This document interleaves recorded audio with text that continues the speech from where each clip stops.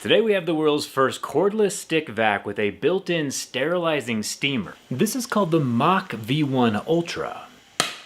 Very brave of Mach to sponsor a video and let us take it apart to see how a single machine can both mop up eggs, suck up crunched fishy crackers, and sterilizingly steam a slathering of peanut butter out of existence. All fairly common messes at my house. The steam coming out of the Mach V1 Ultra helps loosen built-in grime while killing germs with an impressive 82 minutes of runtime. Personally, I've always found it far more fun to see how technology works from the inside, so today we're going to take it apart and find the steamer, sucker, blower, and Tesla valve that makes all of it possible. My wife says I can take it apart as long as I put it back together because she likes it and wants to keep it, so fingers crossed. Let's get started.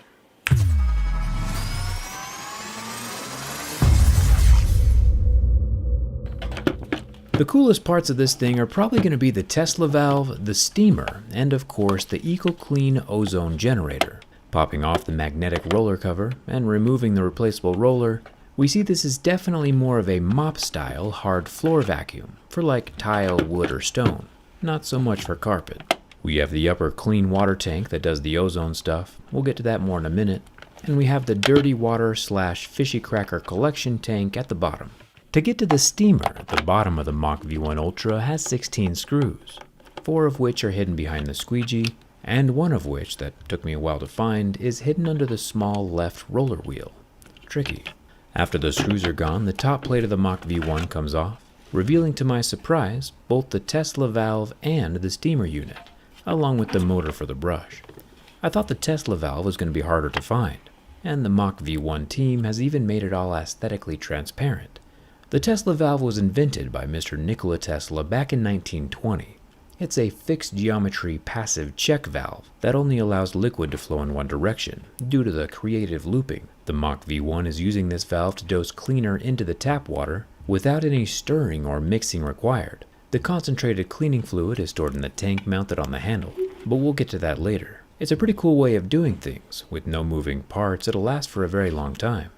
The silver steam block also has a hose of its own directly up to the clean water tank, and then using electricity from the battery can heat itself up to 230 degrees to vaporize water as it passes through. The vapor then shoots out the front vents below the light bar. 99.9% of germs get wrecked when they come in contact with steam. You could say they're totally yeeted. Even after removing the 12 screws holding everything together, it still requires some rather extremely excessive force to pry open. But that force is worth it. We see the red tube where the clean water comes in. On the underside of the steamer, the water gets exposed to heat coming off the internal electrodes.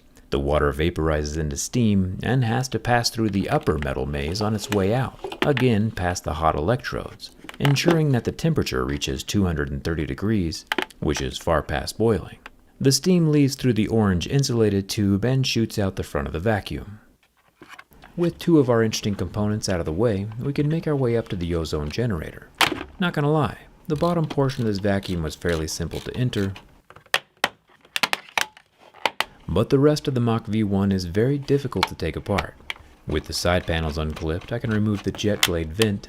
This jet blade blows air over the freshly mopped surface to help dry the floor and eliminate streaks. With the back cover off, we can see a speaker, as well as 3 individual pumps, running from the water tank and cleaner tank down to the Tesla valve, and another one to the steamer unit.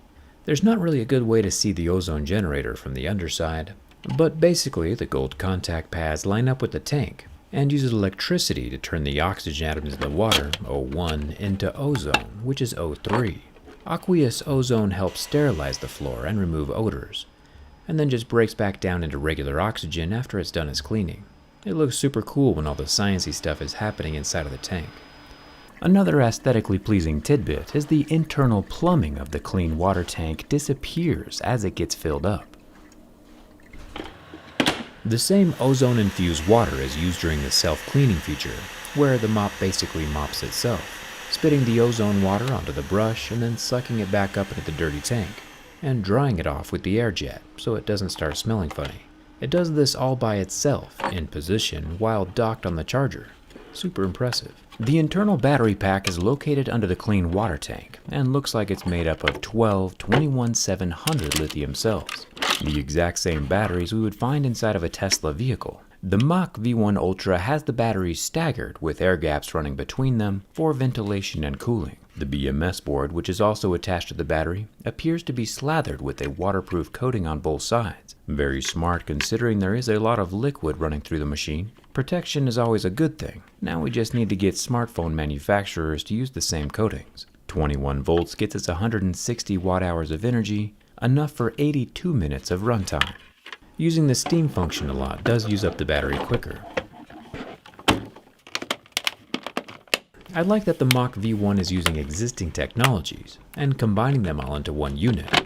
A vacuum, a steamer, and a mop. The Mach V1 is like a Swiss Army knife of cleaning tools. The V1 has a 2-year warranty and a 30-day money-back guarantee, which is pretty solid. As we finish up and work our way back to the power button, we get a look at the smaller tank built into the handle that holds the Mach V1 cleaning solution, which gets mixed into the water with the Tesla valve. And now we can try turning it on, and it's not looking too good. While I spend the next couple hours retaking it apart and figuring out where I went wrong, you can grab one with the link in the description with its warranty still intact. Power off. Please return the device to the charging base for charging.